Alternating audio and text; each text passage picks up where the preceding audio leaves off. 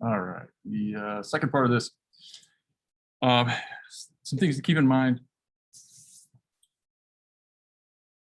What we're kind of moving towards is talking about weather specifically, um, and some of the things that go into creating weather, causing weather, um, things that understanding how they work will help to predict weather.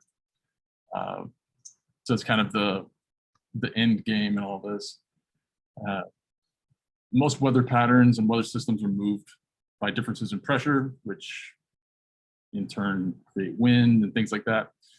And a lot of those differences in pressure are created from unequal heating of the earth, which leads to this slide. So this one, saying that land heats up faster than water, and land also cools down faster than water. So if you've ever been to a pool or a beach or something, it's really hot. The sand might be really hot, or the pool deck might be really hot, but the water isn't that hot. Land is going to heat up and cool down because it doesn't have as much moisture in it.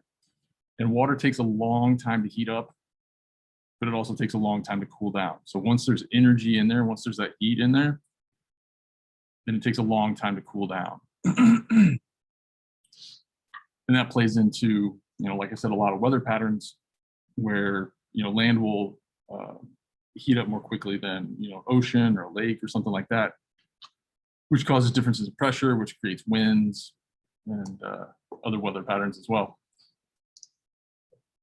So with this one,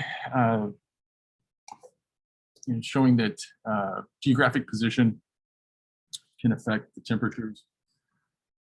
Something else to remember or be aware of is in the US, most of our weather patterns tend to move from west to east.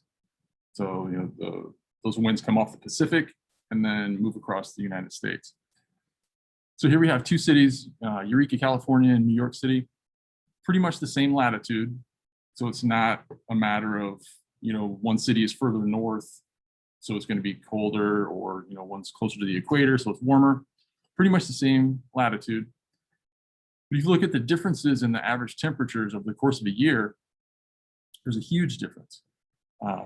Eureka, California, because it's right on the Pacific, all the weather that's affecting that city is coming directly off the Pacific Ocean. The winds and everything are going to have a lot of moisture in them. So because that moisture content is going to be so high, it's going to be difficult for those winds to change temperature much, and they don't.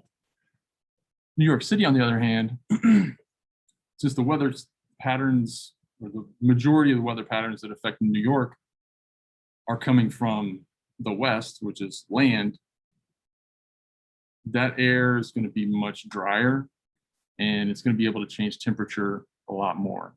And looking at the average temperatures over the course of the year, it's pretty apparent that there is a much larger temperature range for New York than Eureka, California.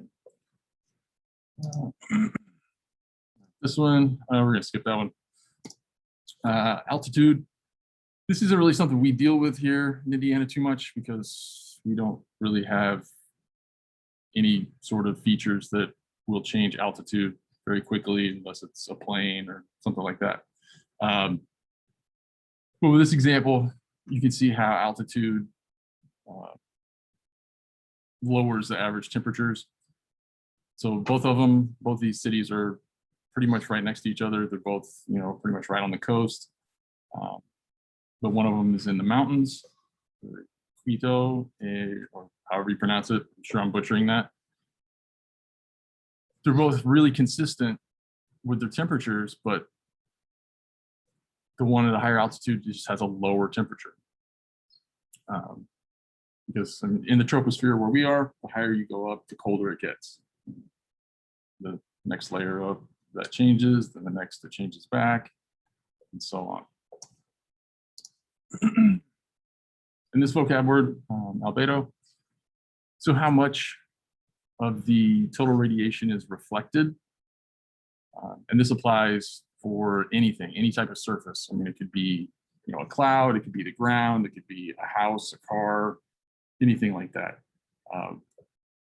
And as I'm sure we've all experienced, when it comes to sunlight and absorbing heat, warm things, dark things absorb more energy and more heat than others.